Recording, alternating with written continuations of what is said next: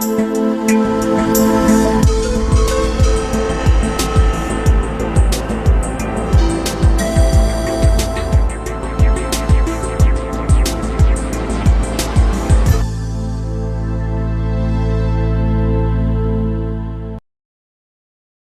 tarde a todos, que Jesus possa nos ajudar no entendimento e no desenvolvimento do assunto de hoje, que é amplo. Então nós vamos tentar focalizá-los por blocos. Nós temos 4 blocos de ideias a serem desenvolvidas nesse capítulo. O título geral é Elementos Gerais do Universo, e é o capítulo 2, exatamente, onde Kardec e os Espíritos estão nos introduzindo a formação desse cenário no planeta Terra e no universo, mas no sentido de nós entendermos a nossa situação dentro desse contexto todo. E tem 4 blocos de ideia. Primeiro, conhecimento dos princípios das coisas, do princípio das coisas. O segundo, espírito e matéria. O terceiro, propriedades da matéria. E o quarto, espaço universal. Primeiro, nós vamos ver um detalhe aqui interessante, que acontece muito com o estudo do Espiritismo. Às vezes as pessoas, na maioria por ignorância, por má informação e às vezes até por má intenção, você pega uma determinada questão isolada e você faz um carnaval com aquilo ali.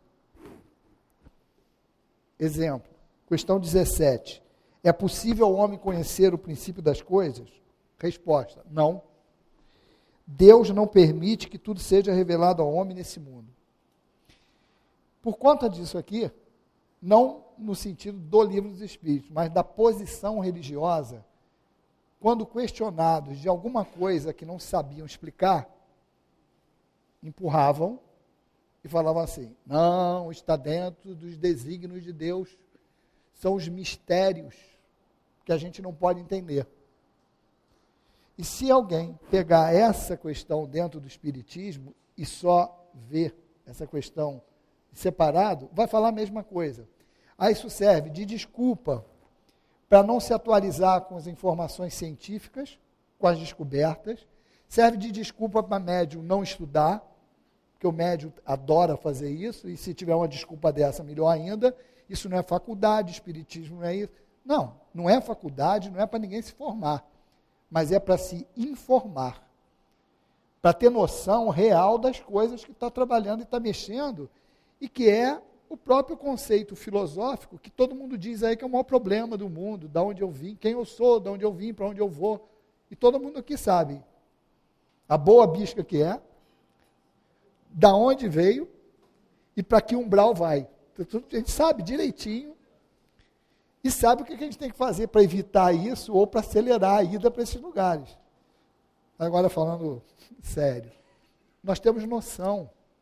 E é esse capítulo que vai começando a dar noção da gente, o que a gente representa nesse universo todo. Então, uma má intenção, você pode colocar isso aqui, não temos que saber de nada disso. Vamos ficar na nossa aqui quietinho e deixar o mundo rolar. Só que na 18, Kardec vai lá e dá mais uma fustigada, que ele sabia que isso não era lógico. Então vai lá. O homem, e tem outra coisa, se pegar direitinho aqui, a resposta é ao homem neste mundo, de encarnado, e na Terra, e no momento em que estava naquela época. Ainda tem isso. Mas, quem quiser, vai jogando para dentro do seu ponto de vista pessoal e justifica essas coisas todas. Mas na 18, ele pergunta, o homem desvendará um dia o mistério das coisas que estão ocultas? Aí ele abre o leque. Quer dizer, tu está falando que eu não sei, não posso saber agora, mas depois eu posso? Eu só pode. Vai depender do teu desenvolvimento moral e intelectual. Ou seja, nós queremos tudo, mas queremos de graça. Quando essas coisas todas, ela só vai vir na proporcionalidade do nosso desenvolvimento intelectual, que é lógico, por conta até do entendimento. Porque quando a gente fala intelectual, não é do fulano, do ciclano, não. É da própria ciência, da humanidade em conjunto, porque tem coisas que nós não entendemos. É só olhar para trás. na busca do homem pelo conhecimento. Já foi gente excomungada porque falou que a Terra era redonda. E aí? Quer dizer, em nome da ciência, se manteve alguns conceitos, talvez por orgulho, por falta de poder de observação e até por falta de instrumentos, conceitos que hoje você vê que, como é que pode alguém um dia pensar assim? Mas esse alguém que um dia pensou assim, fomos nós mesmos naquela época, envolvidos por um conhecimento geral. Então, esse conhecimento geral, ele tem que progredir também para que a gente possa alcançar outros estágios de conhecimento e de entendimento. E do moral pelo seguinte, porque não adianta, Deus não deu asa à cobra. É bem dentro desse princípio mesmo. Por que adianta você deixar ou desvendar ao homem um conhecimento de manipulação das coisas, se a moralidade está num nível muito abaixo, a ponto descobrir energia atômica. O que eu fiz com isso? Uma bomba para dizimar um monte de gente lá. Então, é nesse ponto que também é necessário a mudança interior. É necessário a moralidade estar presente, a ética, tudo isso que hoje está tudo assim, vamos fazer isso. É isso mesmo que vai acontecer. Mas só quem está esperando que isso aconteça por milagre pode esperar deitado, porque em pé e sentado vai cansar. Se a gente não se mexer, isso não acontece. Isso não é presente, é conquista. Isso é trabalho de cada um. Não é meu trabalho com você apontando para o teu erro, nem querendo te consertar, não. É o trabalho de cada um de nós que estamos aqui, de vocês que estão aí, olhando cada um para dentro de si e tentando se melhorar. E entender e compreender as coisas. Não mais engolir, sem mastigar. Então, dentro desse conceito, ele fala, não, está tudo aberto aí. Mas você tem que fazer por onde? Porque todas as comunicações, aí vamos ver o próprio Jesus, que já falou logo, tenho muito para vos dizer, mas vós não entenderias. Pronto. E assim também a comunicação espiritual. O Consolador prometido, a terceira revelação, muitas coisas os Espíritos falam para a gente, e a gente tem oportunidade de um convívio mais estreito com a espiritualidade da casa, por conta dos estudos de encontro, esse negócio. Então, tem muitas coisas que a gente vê, que eles querem falar para a gente, mas vocês não vão entender isso, não. Daqui uns 300 anos vocês vão entender isso. E caramba, 300 anos, vou morrer, voltar, ainda não vou entender isso. Mas o Espírito eterno. Então, são alguns conhecimentos que nós não temos acesso, é porque não temos condição de entender. Então, é aquele negócio, da pérola para porco. Muita luz para o cego. Então, é um ponto que nós temos que buscar alcançar. Eles chegam ao limite máximo que eles podem para ajudar a gente. Agora, nós temos que levantar a mão, fazer um esforço para pegar. Não ficar assim, só vem a nós. E ao vosso reino nada. Quer dizer, pouco esforço. Não existe isso. Existe busca, trabalho, processo de educação. É isso que a gente tem que buscar. Então, nesse ponto, o Espiritismo coloca e abre as portas para o conhecimento científico. Olha, dentro da doutrina espírita, não só a ciência é bem chegada, como vocês podem vasculhar o que quiser aqui, que não vai encontrar contradição no conhecimento espírita. E é exatamente isso. E se encontrar alguma coisa, olha só, ainda tem a humildade os espíritos de falar isso. Se encontrar alguma coisa, isso Kardec colocou, a gente tem que olhar, é verdade mesmo? Incorpora. E até hoje não teve nada que a gente tivesse que mudar de conceito por conta de alguma descoberta. E hoje esse capítulo, ele nos dá um monte de motivos para justificar isso. Mesmo naquelas condições que o nego fala assim, os espíritas falam que tem planeta habitado, manda a sonda lá, não vê nada. Não vê porque está procurando algo numa faixa vibratória que não detecta. Não está procurando o que tem que procurar. Ou não está procurando como tem que procurar. Faltam instrumentos para tal. Então, a ciência, ela surge aqui, e os espíritos a colocam, não como inimigo da religião, mas uma parceira, que nem ia trazer um pensamento puramente científico, vamos dizer assim, elitista para dentro da casa espírita. Não, não é isso não. É mostrar o pensamento espírita que tem dentro o pensamento científico que tem dentro da doutrina. É o contrário. Esse capítulo aqui, se nós observarmos atentamente, todo o princípio da física quântica está aqui. O que é tão falada hoje, que o pessoal até bota mais complexo do que é, também não entendo por que isso, mas tudo bem. Talvez fica mais bonito, fica mais legal, tu não conhece, eu conheço. Eu acho que é parte por aí, mas se faz questão de enfeitar o pavão mais do que ele é, quando dentro do conhecimento espírita, desde a época da codificação, isso é colocado. Então vamos lá. Fora isso, na pergunta 20 tem outro detalhe legal para a gente ver. Fora das investigações científicas, é dado ao homem receber comunicações de uma ordem mais elevada sobre o que escapa ao testemunho dos sentidos? Resposta: sim.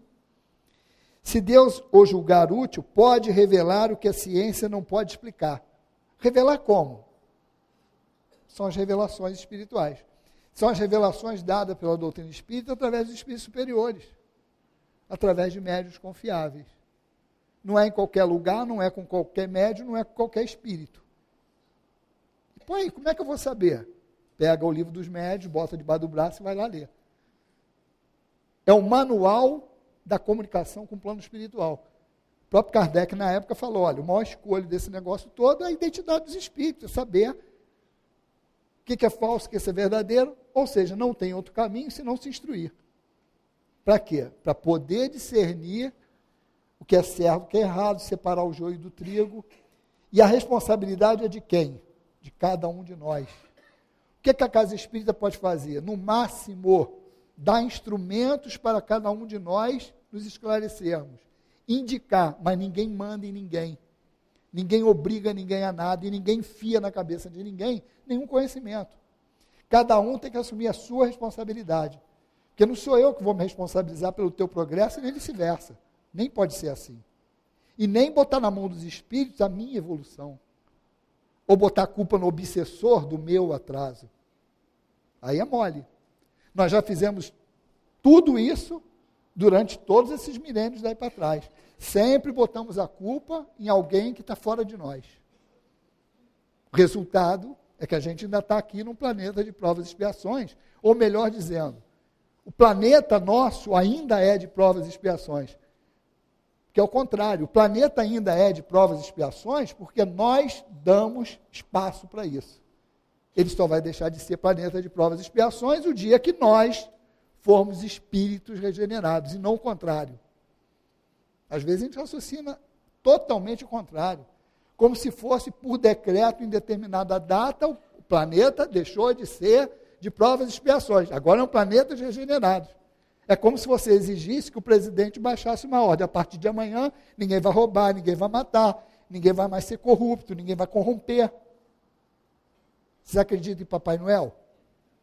Nem eu. Então a gente não pode acreditar nisso. Acreditamos até um certo tempo, agora não pode mais acreditar nisso. Tem que botar as coisas em dias.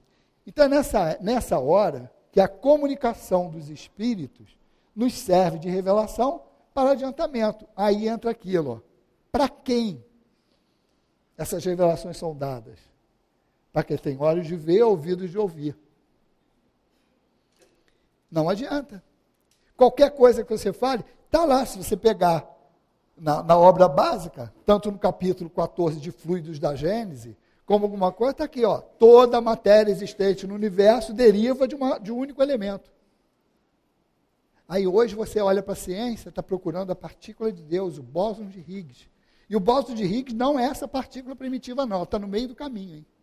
Isso aí é algo para justificar a passagem da matéria para a energia, para dar base científica à teoria que o Higgs colocou há não sei quantos anos atrás. Mas ainda bem que ele viu vivo o pessoal tentando detectar. O problema não é nem quebrar essa partícula, o problema é detectar, é observar. Bom, mas isso a gente vai ver mais na frente. Nesse ponto, a ciência, ela mais do que qualquer coisa, é uma aliada da doutrina espírita. Sendo que uma diferença, e um negócio legal que a gente vê, o conhecimento espírita é maior do que o científico. Sabe por quê? Exatamente por causa da pergunta número 20. Por causa da revelação. O que eles estão tentando encontrar, descobrir, comprovar hoje, nós já tínhamos a informação por revelação dos Espíritos. E assim continua sendo. Uma revelação é algo. Vê lá a definição disso na Gênesis. Revelação é algo que, se alguém não te informasse, você demoraria muito mais tempo para descobrir sozinho. E qualquer um nesse ponto pode ser revelador em função do outro. Eu posso pegar, ter um amigo que é jardineiro, que entende de tudo, e o cara pode chegar e me passar todos os truques do manuseio da terra, das plantas, coisa que eu não sabia. Ele é meu revelador. Se um lixeiro chega para mim e me dá uma aula de separação de lixo, de como eu faço para botar as coisas certinhas, para mim ele é um revelador. Ele está me dando instruções, está me passando coisas que, se eu fosse buscar sozinho, eu ia demorar mais tempo. E ele está me revelando. Nesse ponto, é o revelador. O caráter da revelação. Então, as comunicações espíritas que a gente recebe, as informações que têm esse caráter de revelação, elas, muitas vezes, elas não podem ser comprovadas, porque senão não seria revelação. Elas podem ser ajuizadas pelo crivo da razão nas obras básicas, em que você, bom, se isso aqui é uma revelação, eu não tenho informação, mas eu, pelo menos, tenho que olhar aqui e não ter nada que contradiga essa revelação. Essa revelação não pode ser contradita por nenhuma base doutrinária. Por exemplo, a gente fala assim, fulano reencarnou como animal. Espera aí. Tem algo aqui que diz, um espírito não retrograda. Se você já está no reino nominal, tu não pode encarnar como animal. Entendeu? Aí essa revelação seria furada. Um exemplo. Bom, tópico 2, espírito e matéria. Essa situação também é uma situação que requer um estudo cauteloso. Porque quando se fala assim, espírito e matéria, lá pela questão 27, quando ele vai fazendo perguntas,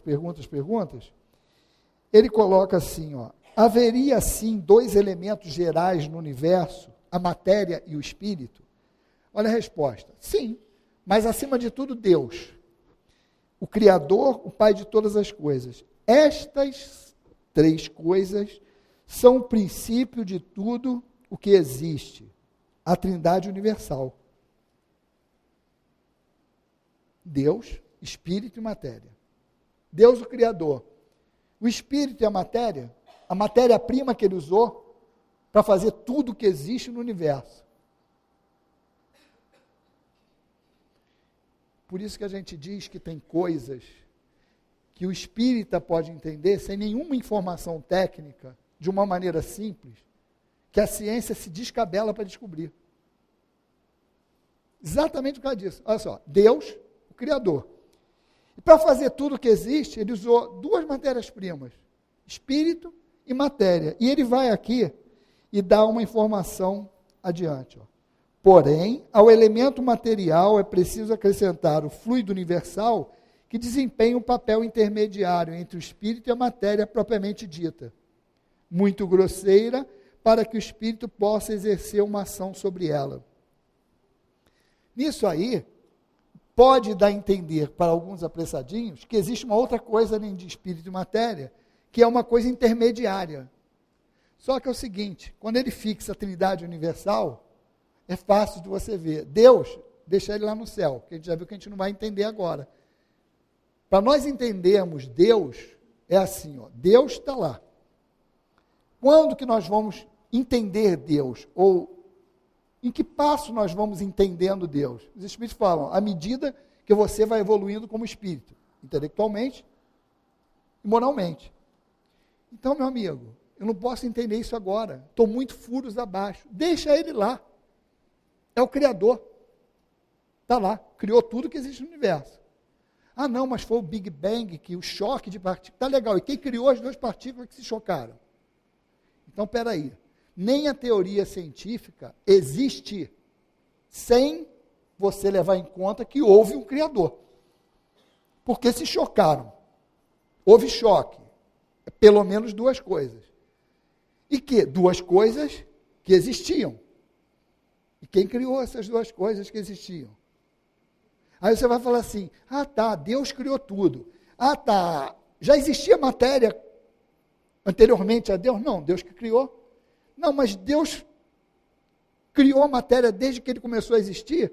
Aí o Espírito fala assim, olha, pela lógica sim, porque Deus não parou de trabalhar, então não entra na minha cabeça um Deus ocioso, então ele sempre criou. Mas tá legal, e quem criou Deus? Entendeu? Chega no limite. O que a gente tem que meter na cabeça é o seguinte, aonde está o meu limite?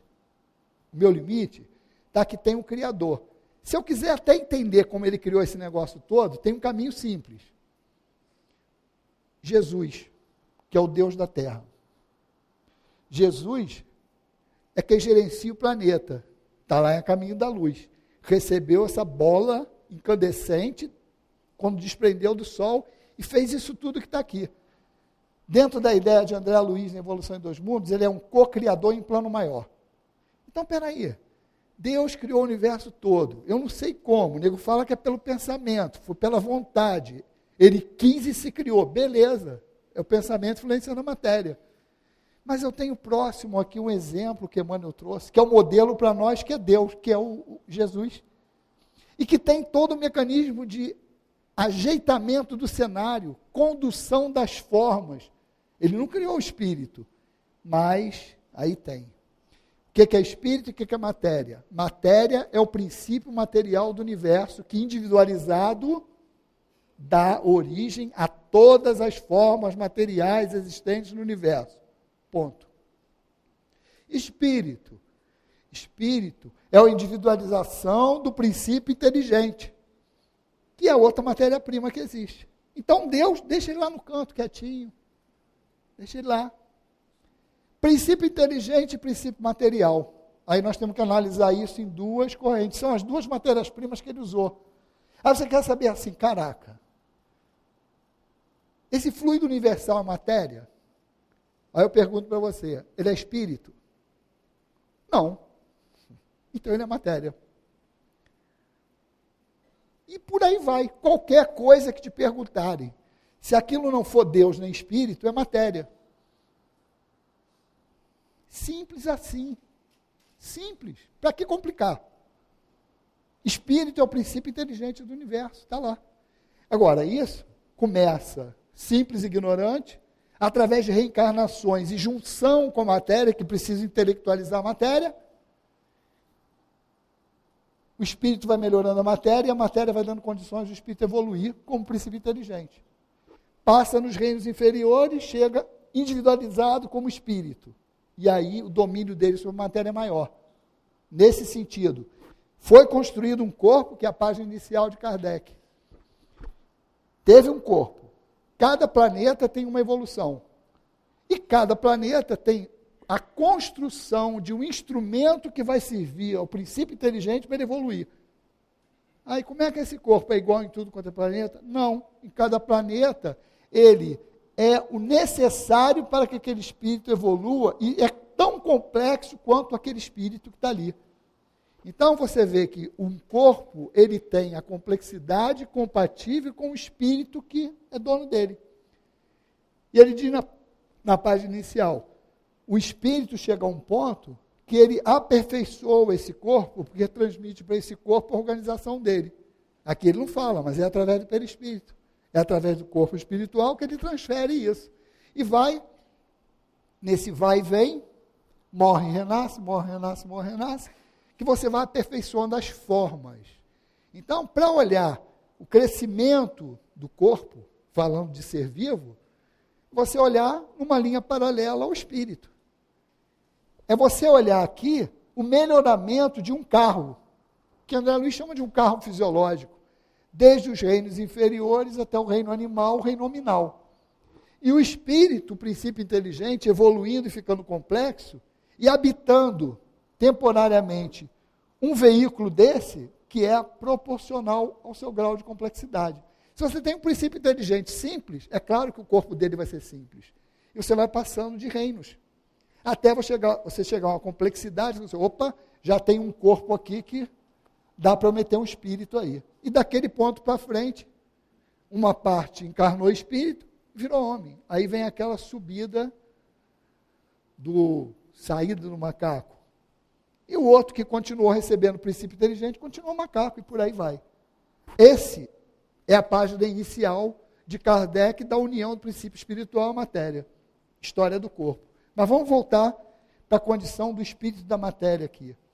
Essa condição da matéria, que ele fala do fluido universal, porque ele está dizendo assim, temos que voltar também a cabeça para aquela época e ver o conhecimento que se tinha. Quando se fala assim, uma matéria, estava falando do corpo, da madeira, do concreto, de tudo. Mas você fala assim, bom, tem um espírito. Como é que esse espírito vai se comunicar com a matéria? Ele tem que ter um intermediário aqui. Só que no desenvolvimento desse capítulo, ele fala assim, olha, tudo que se origina, ou toda a matéria que existe no universo, ela tem origem em um negócio só, em uma partícula sutil, em uma partícula primitiva. Deixa eu ver se eu acho isso aqui.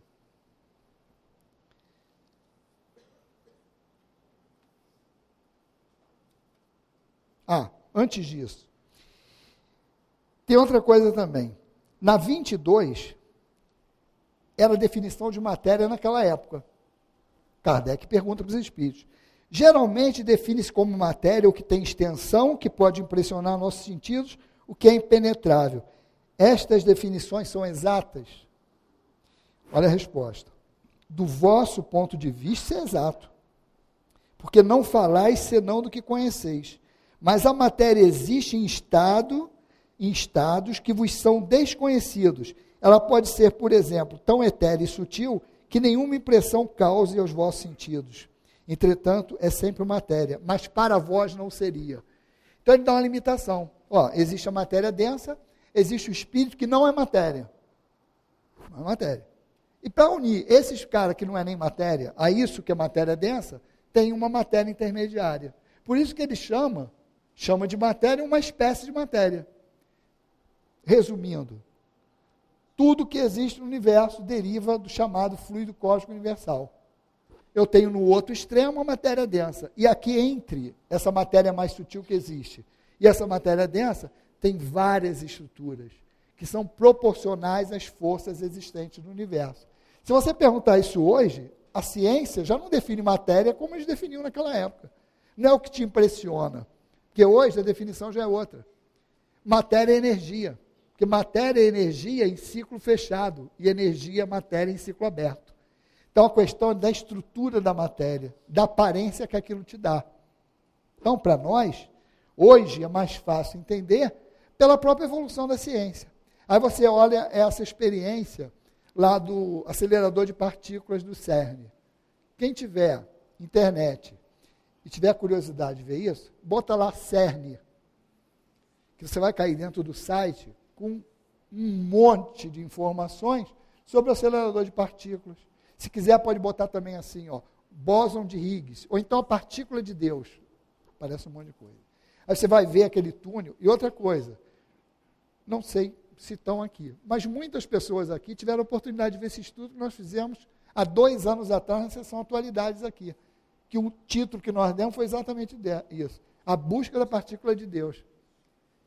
E nós demos tanta sorte na época, que aquele acelerador ia ser inaugurado, parece que em março, houve um problema no sistema de detecção, eles inauguraram exatamente em setembro, nós fizemos o encontro em outubro. E a gente dava com o material todo para falar daquilo ali. Exatamente por quê? Porque aquilo ali, essa experiência, é a comprovação dessa teoria espírita, teoria entre aspas, que tudo deriva de uma partícula primitiva.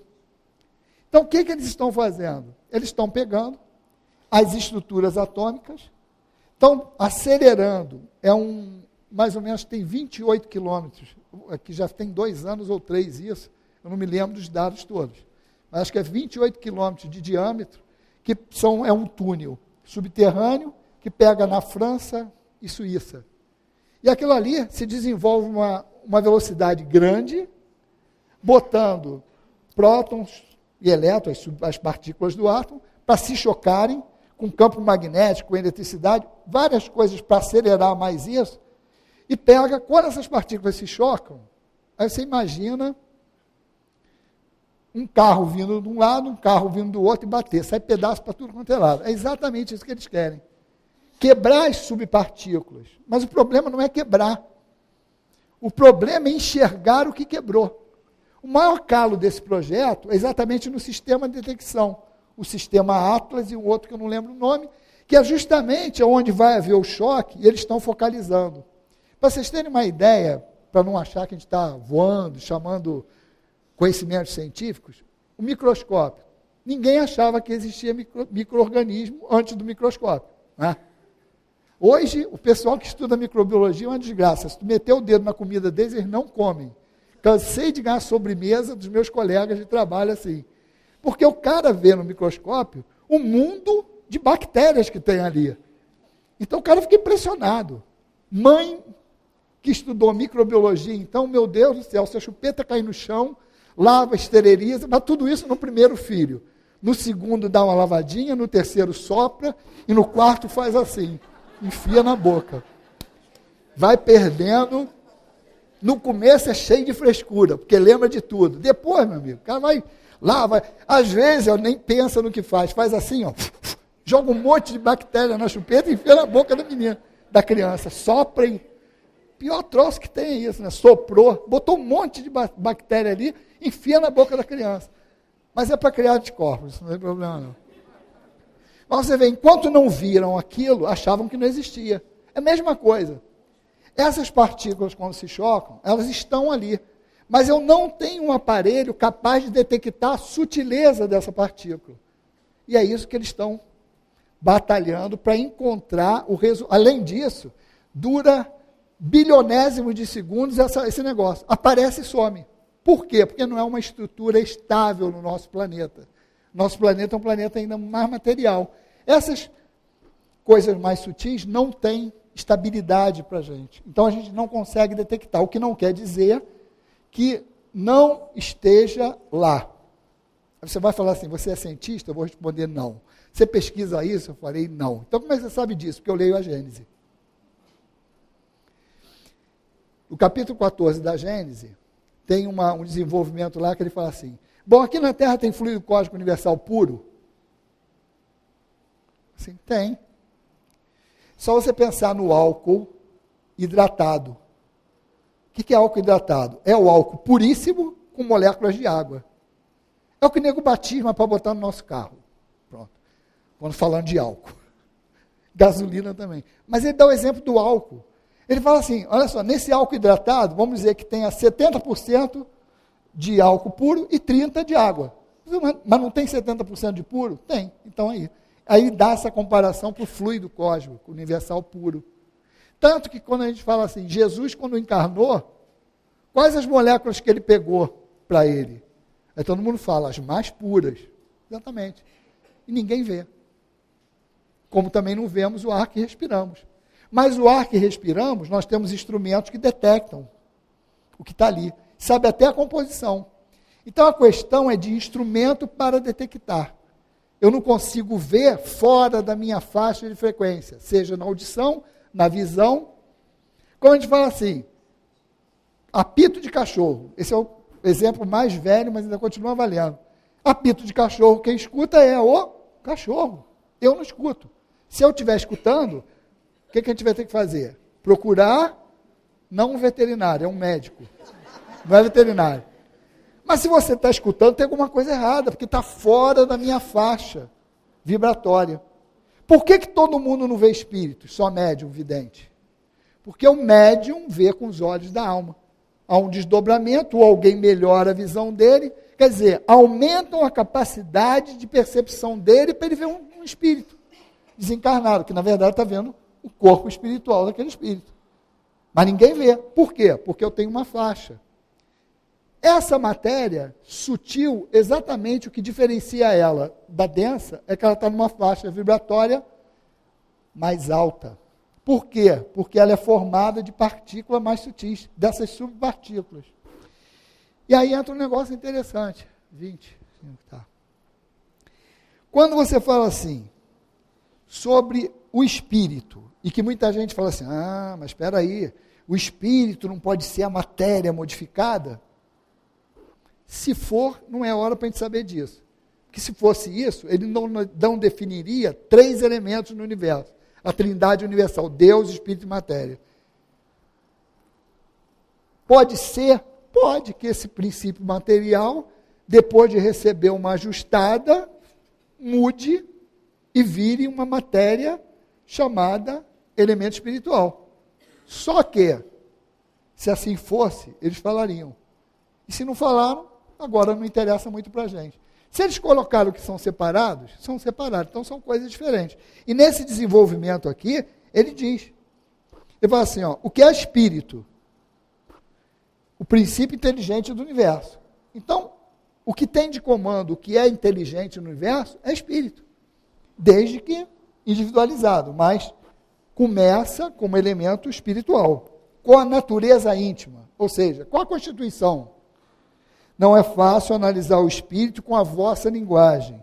Para vós nada é, porque o espírito não é uma coisa palpável, mas para nós é alguma coisa. Sabei o bem. O nada é coisa alguma, e o nada não existe. Tem outra visão aí. Para eles, do plano espiritual, quando ele fala em espírito, ele está vendo o outro, mas o outro está revestido com corpo espiritual.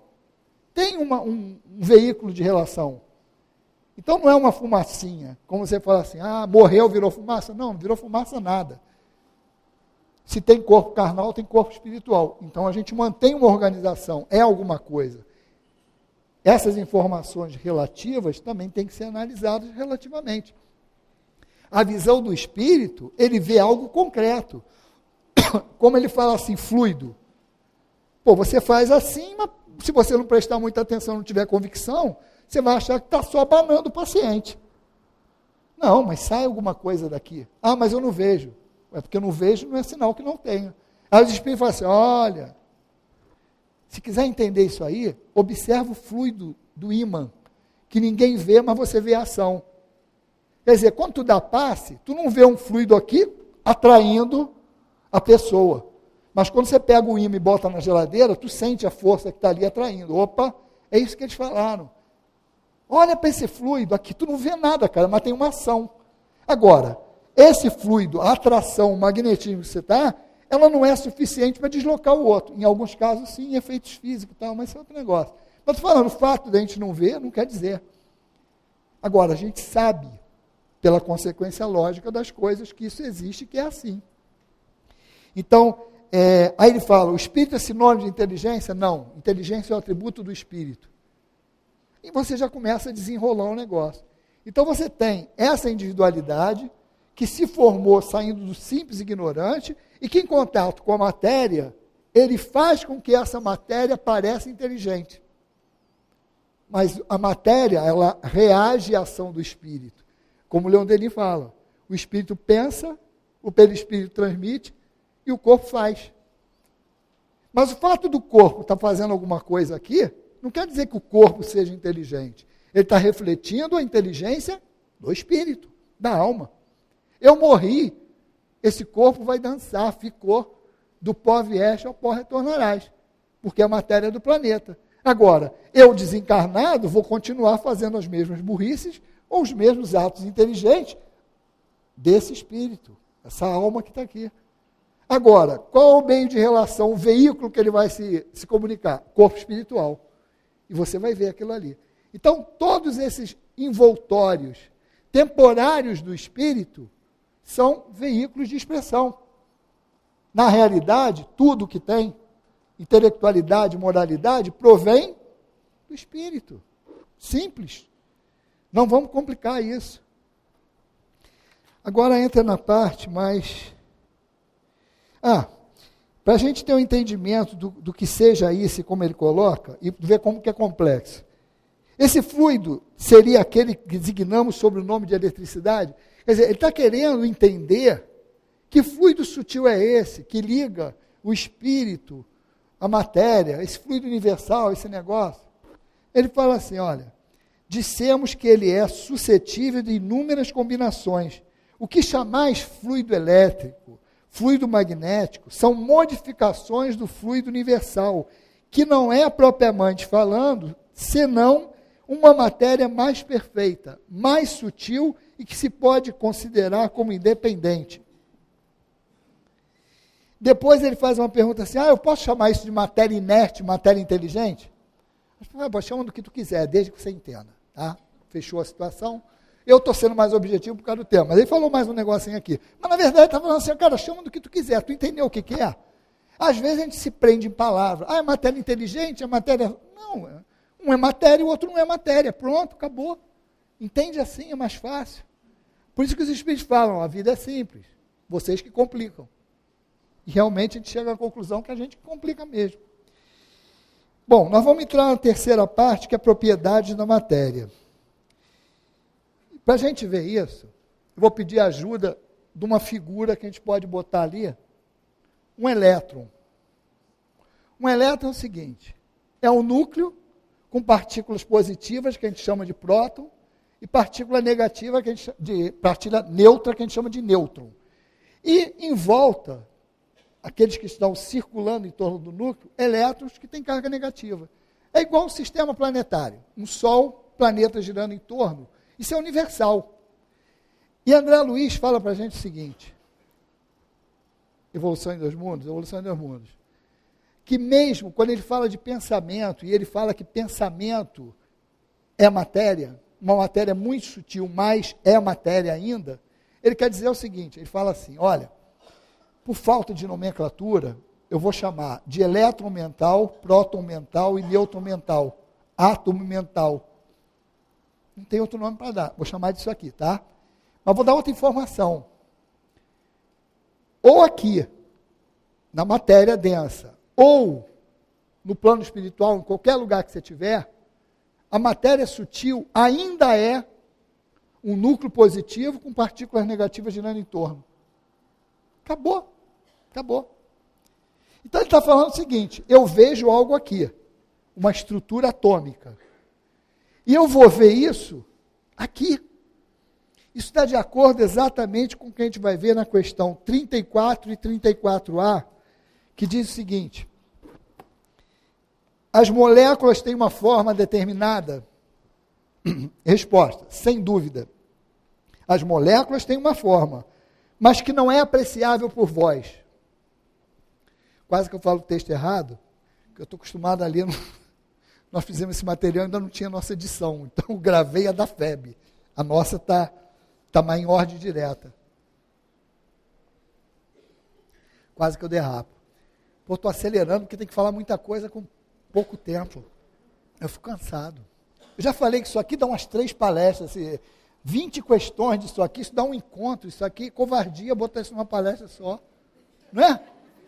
Eu já reclamei, isso já caiu para mim 2 vezes. Eu já reclamei da outra vez e falei assim, olha só, isso é muita coisa. Toda vez que eu acabo esse tipo de estudo aqui, não dá nem para respirar, cara. Eu estou fazendo hora aqui, é para respirar mesmo. Não é mole não, pá. Mas vamos lá, vamos continuar, que falta pouco tempo, 10 minutos. Subpergunta A. Esta forma é constante ou variável? Então ele fala assim, olha, molécula tem uma forma? Eu falo, tem, mas você não é capaz de ver não. Você não pode ver. Pô, como? Eu vejo, aparelho dá para ver.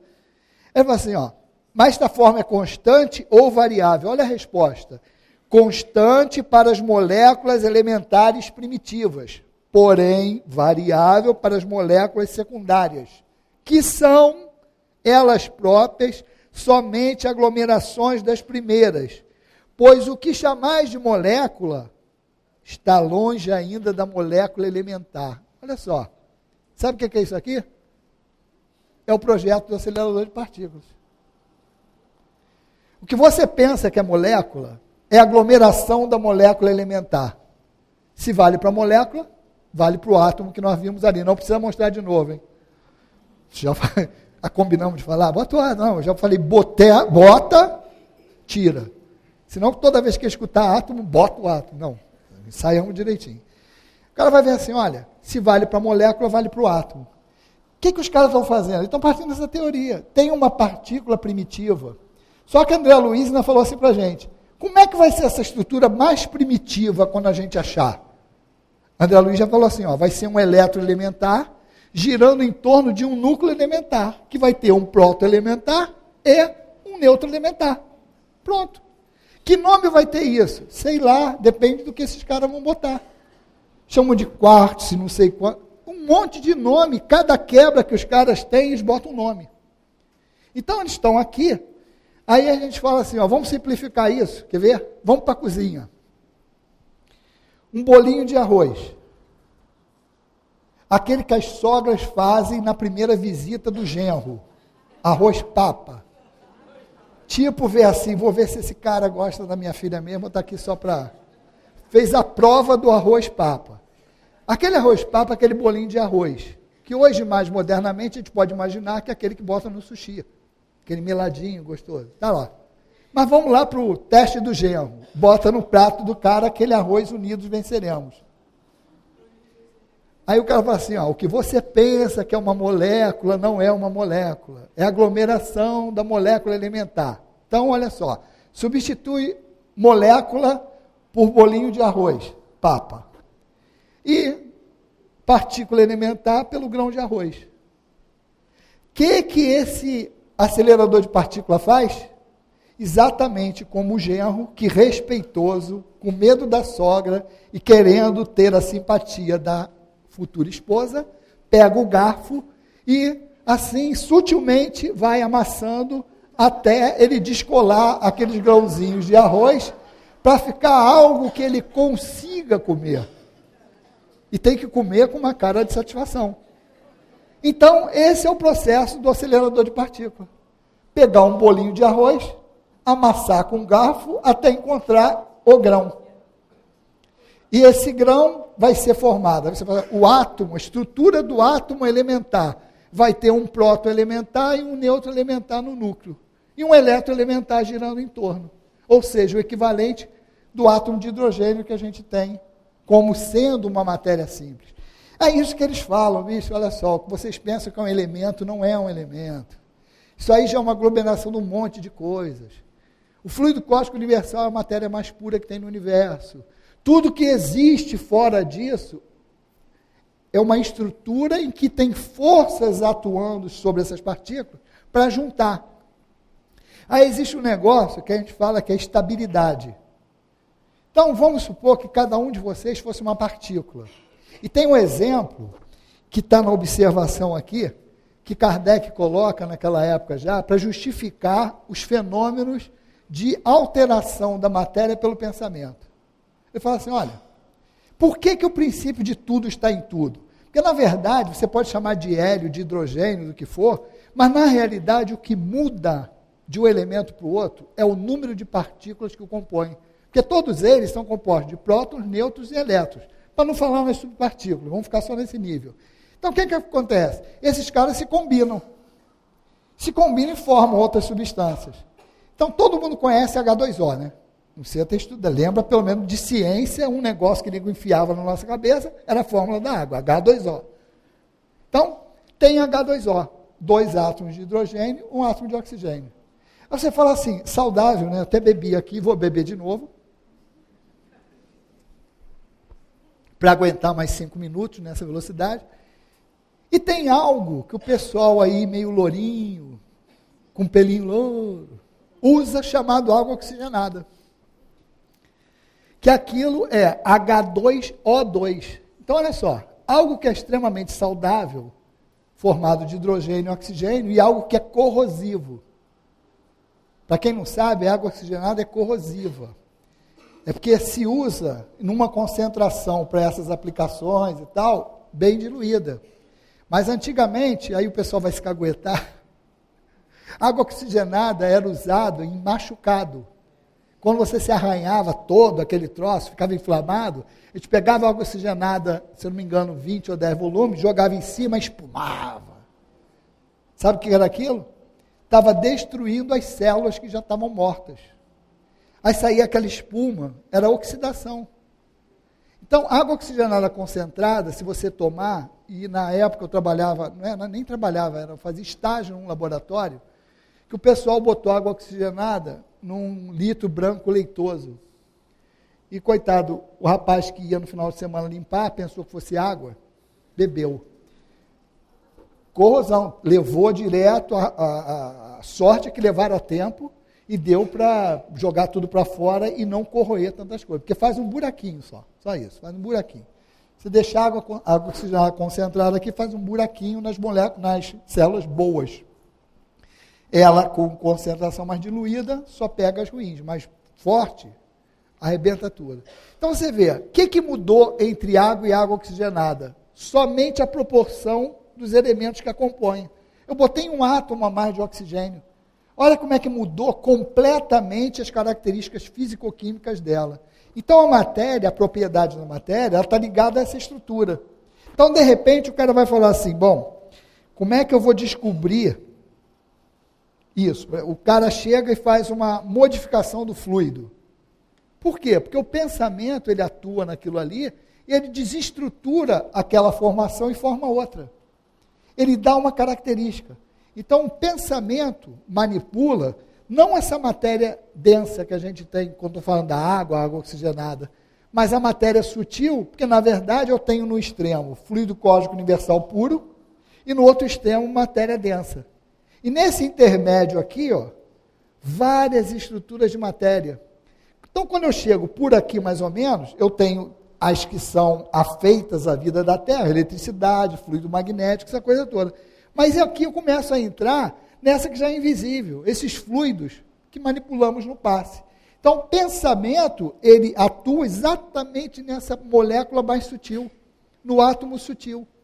E é pelo pensamento que a gente modifica essa matéria e dá qualidade a ela.